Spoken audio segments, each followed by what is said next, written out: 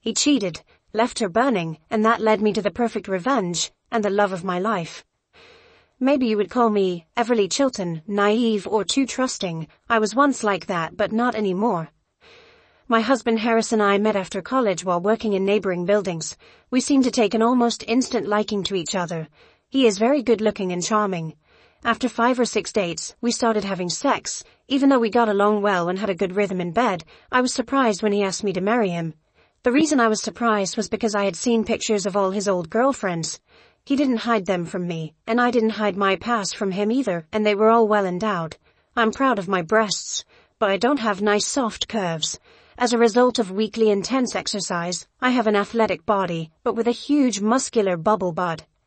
Anyway, Harris and I got married, and my best friend, Ashley Morton, was my maid of honor. Ashley's husband, Bill, owner of an event planning company, was kind enough to plan our wedding, only at cost. Harris seemed to really like Bill, and not just because he made our wedding inexpensive. Ashley and I became, and remained, great friends with Ashley and Bill, and together we're part of a friendship group of 6 couples. Harris and I agreed on many important things, not the least of which was that we would have at least 2 children, but only after 6 years of marriage. So, I regularly took a birth control shot every 3 months, which is important because our sex life never really stopped, a nice 3 or more times a week. Ashley is a little older than me, so while Harris and I had been married for about 3 years, and she and Bill had been married for about 6, she went off birth control at that time. Harris and I shared almost everything, except toothbrushes, and only our cars were different. I have a Prius and he has a Dodge Challenger. He thought my car was too prim, I thought his car was too macho. He hates prim, I hate macho. Plus, while Harris is tidy in our house, his car, at least to me, looks like a pile of garbage, with papers, plastic cups, and sports equipment everywhere. So, when we go somewhere together, I usually have to throw the trash from the front seat to the back seat before I can sit down. On that fateful Saturday in May, we were going to a local minor league baseball game, and were supposed to meet Bill and Ashley there. For some reason I was ready before he was, which only happens 10% of the time. So, I did a more thorough job than usual cleaning his front seat too before sitting down, even spraying it with cleaner and wiping it down. Just before I finished wiping the seat, I noticed a small box under the seat. The label said, Trojan Treat Pack. I took out the box. On the front, there were 4 types of condoms listed. I didn't know there were so many, and there were 12 in total. I opened the box and counted 3 remaining. I carefully placed the box in my purse and got into the car just before Harris arrived. For the rest of my story to make sense, you need to know that my 2 passions, besides exercise, are theater and cooking. I had been an amateur actor most of my life, and had been involved in a community theater production just 10 months before this big day. Also, I love experimenting with all kinds of spices and unusual dishes, which in 90% of cases are well received by everyone who uses them. Having done some of my best acting work, I was warm and playful in my conversations with Harris on the way to the game, while being angry inside and already working on a plan for what I would do about it. Despite the negative impact my discovery had on my mood, on the surface, I had a good time. I was tempted to tell Ashley about my dilemma, but then I realized that I had to go it alone and gather a lot more information before I made a decision on all aspects of my investigation, and probably some form of revenge. One of the home team's players wore number 7, just like Hall of Famer Mickey Mantle. I secretly looked for it in the program. His name was Derek Voorhees. He was 23 years old, 6'3", 220 pounds, attending North Carolina at Chapel Hill, his first year on our AAA minor league team. And he led the league in home runs. Using a technique I had long learned, I became fixated on Derek as my anger began to boil over. Much later, after dinner with Bill, Ashley and another couple when we went to bed, I was not in the mood to have sex with Harris. However, during sex, I imagined myself having sex with someone else.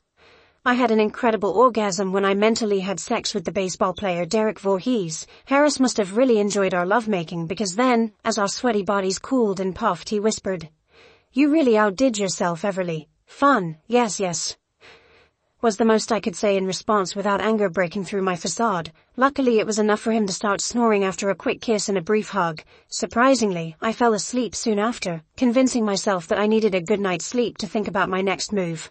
I knew I had to do it quickly, get the box of condoms back to Harris's car. As I was taking out the ingredients to make the pancakes, my eyes fell on one of my homemade spices, a habanero-based blend that I use for Mexican dishes. I had an idea that made me whistle while I was making pancakes.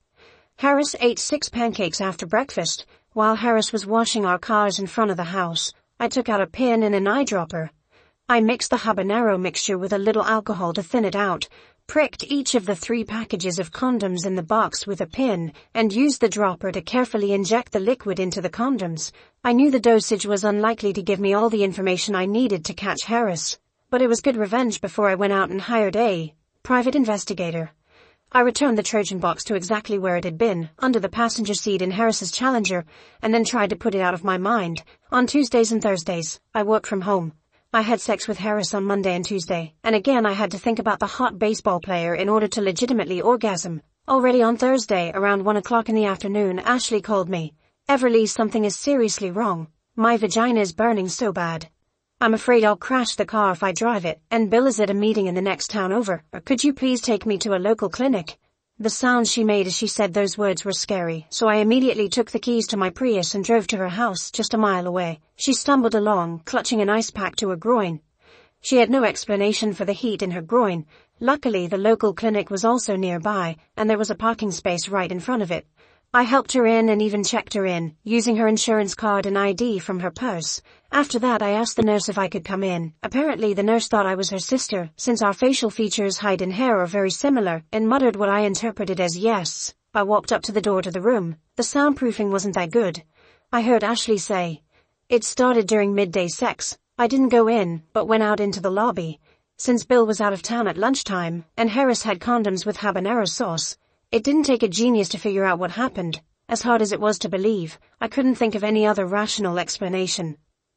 Luckily, I had 20 minutes before Ashley came out, still bow-legged, but with a much less contorted and sweaty face, so I regained my composure and relied on my acting skills. On the way home, I briefly and delicately questioned Ashley. "Did they tell you what it was?" "They think it was an allergic reaction to a new skin cream I used on my thighs and crotch." It was a lie that Ashley stammered out. "How soon will you feel better?" I asked with an internal laugh. "Probably in 2 or 3 days. You won't have to make children for a while," I chuckled. Ashley didn't respond. If there was any doubt, and there wasn't, it disappeared when I looked at Harris's red-hot crotch while he was in the shower. He asked out of sex when I faked it that night. "Sorry, Everly, but for some reason I'm not feeling well tonight." "It's okay, honey. Get better," I answered with obvious concern, laughing to myself. After Harris fell asleep, I went to the 24-hour pharmacy, bought 2 condoms exactly like the ones he left in his box, and replaced them with new ones. I put the old condoms in a kitchen garbage bag and threw the bag in the trash outside. The next step was to catch them red-handed. I met with a private investigator, but when I found out how much it cost, I wasn't sure I could hide that amount from Harris. However, what I could do is talk to Bill, but I had to do it right. The following Monday, I had to fake an orgasm for the second time in my life with Harris, because I couldn't imagine the guy playing baseball. I invited Bill to lunch on Tuesday. He was a little surprised, but happily agreed to meet. He was confused when I told him it was about a surprise for Ashley, so he wouldn't tell her. I met Bill in a secluded place. He laughed and commented on its lack of charm. "This is a business meeting, Bill," I answered seriously. "Oh shit, what's happened?" "Before I begin, I need to get a guarantee from you in writing," and I handed him a simple 1-page document. This stipulated that in exchange for me providing him with valuable confidential information, he would keep this information secret for 45 days, unless I gave him permission to disclose it earlier. Damages of $225,000 were provided in case of violation. Bill raised his eyebrows, looked deep into my eyes, and apparently concluded that the information was serious, and we both signed and dated the document. I told Bill what I had learned, and that I needed his help in hiring a detective. He needed to pay, using his business account, and when it was finished I would give him half back. Bill, frustrated, simply picked at his food. I had more time to adjust, and I ate everything on my plate. Although the place was not cozy, it was good food. After lunch, Bill and I went straight to the detective's office and signed the contract. We gave him written permission to watch our homes, inside and out, and take photographs of Ashley and Harris. Bill and I worked out fake trips out of town over the next week, me on Tuesday and Wednesday, until Thursday morning, Bill on Wednesday and Thursday, so that there would be no suspicion that we were out of town at the same time. During my fictitious absence, I worked in Bill's office, and he worked in mine. We met with the detective on Saturday after our fake trips. Unfortunately, the news was as we expected. Ashley and Harris had sex 3 times between Wednesday evening and Thursday morning, in the guest room of Bill's home, and it was recorded, in bright color or infrared, with clear audio. The only good thing was that they didn't scold me or Bill. The question was what to do about it. After talking with the private detective, Bill and I went to the park to discuss something we foresaw, so we thought about it for a while. I spoke. Bill, no matter what happens next, my friendship with Ashley is over and my marriage to Harris is over. I won't interfere with what you decide to do, but I also want to get a little revenge on both of them. More than revenge with a habanero. He grinned, although the situation was not funny at all. Of course more, I snorted. I think I want to try to save my marriage, Bill said, with the air of a hanged dog, or it will depend on how Ashley reacts when I tell her. Okay, but remember our contract. I need a few more days to decide what to do, so don't pin this on Ashley until I give the go-ahead. I promise, it will take much less time than 45 days. Bill shook his head dejectedly. We briefly hugged and he sadly walked away. That weekend, I had to fake another orgasm with Harris. Monday morning, as I was looking through the local morning paper, I looked at the front page. On the front page of the sports section was a photo of Derek Voorhees, elevating his hat to the hometown baseball crowd. The caption mentioned that he set a team record by hitting 3 homers in one game.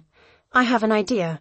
Before I reveal my idea, I need to communicate 2 things for it to make sense. 1 flattering, but probably provable truth, and 1 unflattering, but definitely provable truth. 1, my hard body is considered hot and my face is considered cute. 2, when I'm wronged, I'm angry, nasty and overly vindictive, as half a dozen people from my past will testify, with their hand on the Bible. That Monday morning I found Bill between meetings.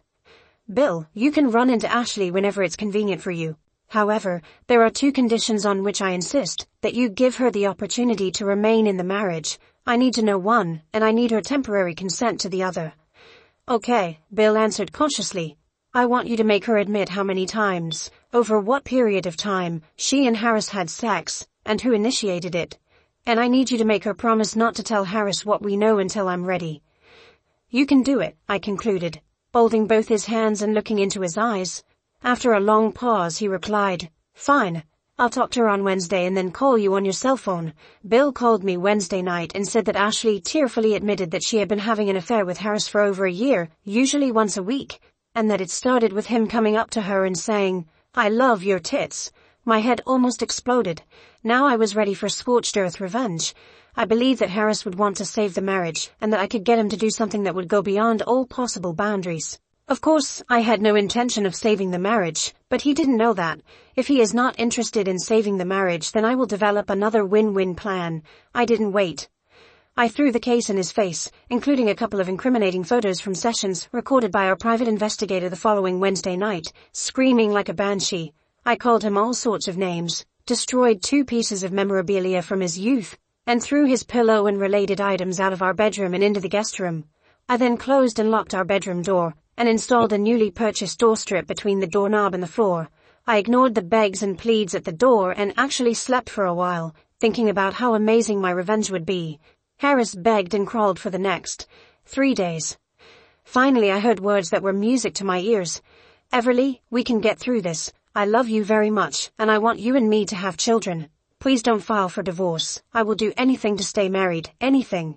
You say so, but you won't do it. I guarantee that you are too damn weak and care too little about me to complete the 1 simple task that I need to give our marriage 1 more chance. After that I turned to leave. He gently grabbed my hand. Please, Everly darling, I mean it, he begged, and there seemed to be real tears in his eyes. I stopped and stared at him. He knelt down. Okay, I giggled.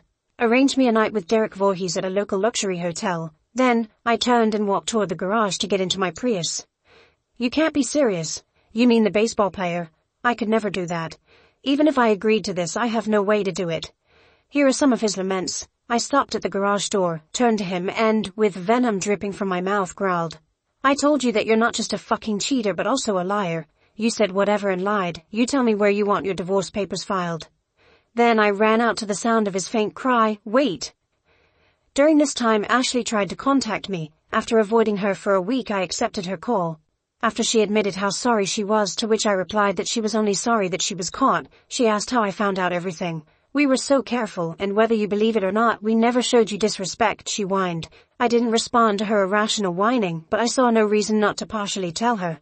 I get it because you're really stupid, I giggled. Did I screw up? She asked with true shock. Hell yes. You called me to take you to the clinic with a burning crotch. I thought the skincare allergy story was fake, and I was sure of it when I was about to enter the room at the clinic and overheard you tell the doctor that you had just had sex. Ashley gasps loudly. Bill wasn't there and I realized that you were having an affair and you were disgusting to me. Imagine my surprise when that same night I saw Harris with a red-hot crotch. After that, I hired a private investigator, and the rest is history. You are so stupid that you had the nerve to ask me to take you to the clinic right after you had sex with my husband. Don't contact me anymore. You're dead to me, I shouted before ending the conversation. Our house was freezing as we coexisted for the next few days. I refused to have lunch with Harris. I listened indifferently to his pleas for some alternatives to stay together. When Monday evening came the next week, I showed him. But Moore did not officially file divorce papers along with a draft lawsuit against Ashley for alienation of affection, and asked where to serve him. He really broke down and cried. I gave him no mercy. Finally he regained his composure and muttered, "If I agree to your proposal, it will be for just one night with Voorhees, and you won't file for divorce." Of course I lied. He lied to me for over a year, so I had no reason to tell him the truth. For the next 10 days I asked him once a day, "Have you already agreed?" "I swear I'm working on it, but it's difficult," was his typical response. Then, one day he said, "You know what could help? If I showed him a photo of you naked." "Okay," I grinned. "But not a digital photograph, but a print in a closed, transparent case, which will be returned to me as soon as he looks." I prepared myself and found a clear case that will simply provide a white color if I try to photograph it. I asked Bill, not Harris, to take 2 nude photos of me, front and back. I was pleased to see how Bill's eyes widened and sweat formed on his forehead as he took photographs, and how he could not speak a word as he looked at me as I slowly got dressed. I don't know how Harris did it. Derek must like fit women. But 3 days after I gave Harris the photos, sweating profusely and in a meek voice he muttered, "I got Derek to agree. He's free next Monday night. I'll rent a room at the Four Seasons." "Are you really going to do this?" What I growled. "You think you can have sex with Ashley for a whole year and I won't go through with it?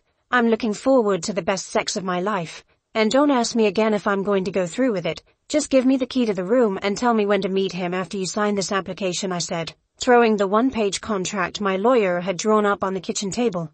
The contract stated that what I did, as agreed, would have no effect if either of us ever filed for divorce. Although I didn't really have much faith in Harris to set up my date, I liked being prepared. So I searched the internet and found many articles about Derek during his time as a star on the North Carolina baseball team, including 2 that mentioned his college girlfriend. She had a distinctive name, and I was able to track her down and talk to her on the phone. The only reason they broke up was because she didn't want the life of a baseball wife, and it was clear that he wanted to play for at least another 15 years. Derek's girlfriend from college told me 2 interesting things about him. 1, even though he is a super stud, he is modest and insecure about his sexual prowess. 2, he has a phobia about contracting STDs, and so they both get tested every few months. Without STD test results, he always uses condoms, which I don't like. Surprisingly, on Monday morning, Harris delivered me a key card for room 1725 at the Four Seasons Hotel. "Derek wants to meet you at 5 p.m. for dinner," he squeaked in a voice as weak as a mouse's. "Give me $140 for dinner," I replied. After Harris left, I took the rest of the day off and got a massage, crotch trim, pedicure, manicure, and facial. After the spa, I went straight to the Four Seasons. Up close, Derek turned out to be even more handsome and muscular than I thought. As expected, he was no fool, having graduated from UNC at Chapel Hill. What surprised me was that he was extremely charming and funny. Derek tried to ask about my agreement with Harris, but I interrupted him, holding his hand and looking into his sexy azure eyes. I said, "We won't talk about this, Derek. You can look at it as if someone gave you an expensive call girl for the night, with whom you can do whatever you want but without pain. And you don't even have to care whether she has an orgasm or not." I said this to ease any performance pressure he might have, as his ex-girlfriend warned me. Then I continued, "You can do it." A smile wider than the Mississippi River appeared on his face. "I can do it," he grinned. "Also, I want you to know that condoms are not necessary. Here's my doctor's receipt from last month, saying I got my 3-month birth control shot, and the lab report just 2 days ago saying I'm STD-free. He smiled even wider but said nothing. Derek and I had a very pleasant conversation over dinner. I'm only 3 years older than him, so we didn't belong to different generations, and we had a lot to talk about. It felt like it was just a first date between people who wanted to be with each other. The only difference was my initiative. After a light dinner, we walked, holding hands, through the beautiful grounds of the hotel and the adjacent park, where children played baseball and young people played volleyball. After a leisurely 45 minutes, we walked straight back to the front door of the hotel. "It's time to get payback from your dear call girl," I whispered in his ear, and then quickly kissed him on the lips. Obviously this was said correctly. His smile grew even wider. When we got up to room 1725, I playfully pushed Derek onto the main sofa, knelt down, and took off his shoes and socks, lightly rubbing his bare skin with my fingers. Then, I stood up, kicked off my high heels, grabbed his hands and pulled him to his feet. I slowly and erotically unbuttoned his shirt, making complimentary or carnal noises as I did so, tossing the shirt aside and holding out my hands, inviting him to unbutton the buttons of my blouse. This was followed by his tank top and my bra, then his pants and my skirt. He quickly picked me up, carried me to the double four-poster bed and threw me onto the luxurious coverlet. Then, he attacked me like a man possessed. I thought we would take care of him first. Obviously he had other ideas. It was absolutely adorable. I temporarily lost consciousness. I pressed myself against his chest and planted dozens of quick kisses on his lips as he chuckled, with a series of interjections such as, "I've never, I'll recover, and what the hell did you do to me?" Between kisses I muttered, "My whole body is tingling," and I really passed out from the sensory overload. After some bliss, Derek said, "We're both too sweaty. Let's take the covers off the bed, take a shower, and then get under the covers." "Sounds good to me," I grinned. The shower stall was richly decorated, with multiple shower heads at different heights. We heated the water, and then soaked each other up. Derek lifted me up like I weighed nothing and pressed my back against the wall of the shower stall. I've never had a partner strong enough to have sex with me like this before. It was divine. I temporarily blacked out again. Luckily, Derek didn't, otherwise we would both have fallen onto the tile floor. I came to my senses a little. He drilled me with a fluffy towel, picked me up again and carried me to the four-poster bed, and then pressed me under the covers, completely enveloping me in his arms. I almost never sleep after 6:30 a.m. When my eyes finally opened the next morning, the room was bright, and the clock next to me showed 8:37. I slipped out of bed, did my chores, took a quick shower and returned to bed. Derek sat on the bed with a grin. When he got up to go to the bathroom, I pressed my naked body against him. "I'm not done with you yet," I growled, gently squeezing him in my arms. "Woe is me," he sighed. I briefly lost consciousness for the third time this morning. I lay on top of Derek, stroking his face and shoulders while he caressed the sides of my breasts, as we muttered sweet nothings and fell asleep again. Sometime later I woke up with a start, looked at the clock, which showed 10:32, and then poked Derek in the ribs. "Wake up, Rip Van Winkle," I giggled. "Checkout time is 11 a.m., so get your ass out of bed." We both climbed out of bed and used the toothbrushes and mouthwash provided by the hotel. "How about a quick shower?" Derek chuckled. "Hell no, I won't recover from communicating with you for another week." I quickly kissed him on the lips. Since we didn't have any luggage to pack, we went down to the checkout counter at 11:01, and then went to the restaurant to have breakfast. We carried on a completely cheerful conversation, occasionally holding hands or touching each other's legs. When we got up to leave, it was getting close to 1 p.m. He insisted on paying. "Since you embarrassed me by paying for dinner," we got up to leave the hotel and we hugged. I looked into his eyes and said, "Last night was supposed to be just for you, but it ended up being more for me. I'm sorry." Derek laughed heartily. "This must be some alternate universe, where a hot woman gives me the sex of my life, and then apologizes. The vision of your body and face is burned into my ID to remain forever." He chuckled. We kissed each other quickly and then he said, "So, now you are returning to your husband as a faithful wife?" "That's what I told him." I smiled. I answered his question vaguely for two reasons. First of all, I didn't want to lie to him and tell him I was going back to Harris because I was divorcing his ass. The second reason was that my time with Derek was so amazing for both of us that I was afraid that he would want to sleep with me again. I would probably be too weak to resist, but I didn't want to cheat on Harris until the divorce was final. I would not have sex with anyone else, except this time, with Harris's consent, because I did not want to stoop to Harris's level. We gave each other another passionate kiss. I wasn't in love with Derek, although it probably wouldn't have taken much to fall in love. I was very pleased to see how Harris was humiliated by my night with Derek. I shyly did not go into details but smiled slightly. Fantastic revenge has been accomplished. Over the next 2 weeks, I had sex with Harris several times, out of mercy, until I completed negotiations for a new job in Washington, far from my current location. I also arranged for storage space in a moving company there, and rented an apartment in Northern Virginia for a few months. Harris was surprised and truly angry when I served him with divorce papers 15 days after my night with Derek, and told him that all communications would be through my lawyer, and that I was leaving town. This time, instead of begging, he ranted, calling me a liar and a Jezebel. It had no effect on me, and I left for DC an hour after it was served. He should have been glad that I filed on the grounds of irreconcilable differences rather than adultery, and only asked for a 50-50 split of assets. I had already withdrawn my 50% of liquid assets. The ink had dried on my copy of the divorce decree just a couple of months ago, when I was cleaning out my rental apartment in Northern Virginia on a Saturday. My new job was really working out, and I was planning on moving to a nicer place somewhere within the next month.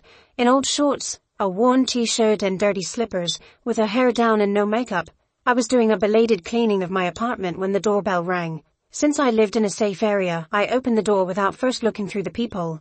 If I had looked through the peephole, I might not have opened it, given how ugly I looked at that moment. Derek.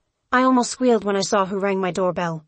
"Hey, sexy Everly," he grinned. "You look great." The poor boy must have lost his sight. I wondered if that meant he couldn't play baseball anymore. "What are you doing here?" I hesitated. "Let me in and I'll tell you," he grinned. I moved away so as not to block the entrance. He came in and hugged me tightly, and then we both sat on the sofa in the living room. "The answer to the question has many parts," he began, with a grin that seemed to widen. "The first part is that I was promoted to the major leagues and traded to the Washington Nationals after signing a 5-year contract. I have a new luxury condo less than a mile from here. The second reason is that I finally found you. I asked my agent to look through the court records and found that you filed for divorce. So, I asked him to start looking. Luckily your name is unique enough. I never knew an Everly before, even if married and maiden names aren't that unusual. So, I found you about a week before I signed my contract. I just got back from spring training, and tomorrow is home opener day. I have an invitation that I hope you will take advantage of." Why did you track me?" I muttered. Derek laughed. "If you have to ask, you must be the best actress in the world, because I thought you liked it the first time we met as much as I did. Simply put, I want a relationship with you." I paused for a moment and then said, "Relationship? Not one-night stands?" "Yes, relationship. I was attracted to your personality as much as your looks, and considering you gave me the best sex of my life, the last thing I want is another one-night stand. It would ruin me for all other women in the future, and would probably ruin my career, as I would suffer too much for not being with you." I swallowed hard. "Do you really think I look sexy the way I do today, or was that just an offhand comment? Are you really worried about how you look today?" He chuckled. Then grinning, but at the same time seriously, he said, "The answer to your question is yes. I think you look incredibly sexy just the way you are." I'm not entirely sure how what happened next actually happened. Afterwards, everything happened quickly. I met Derek's parents and sister on the opening day of his first home game. Not surprisingly, because my place was next to theirs, we seemed to get along great. I moved into Derek's new condo with him a week after it opened. After the season ended, we got married. Unlike his college girlfriend, I didn't mind the life of a major leaguer wife because, when he came home from trips, the sex was amazing. He's now signed his second major contract with the Nationals, and I'm pregnant with our second child. Once a week I draft, and then delete before sending, an email to Harris and Ashley, thanking them for deceiving me, and then laughing because their hot crotches are responsible for my red-hot love life.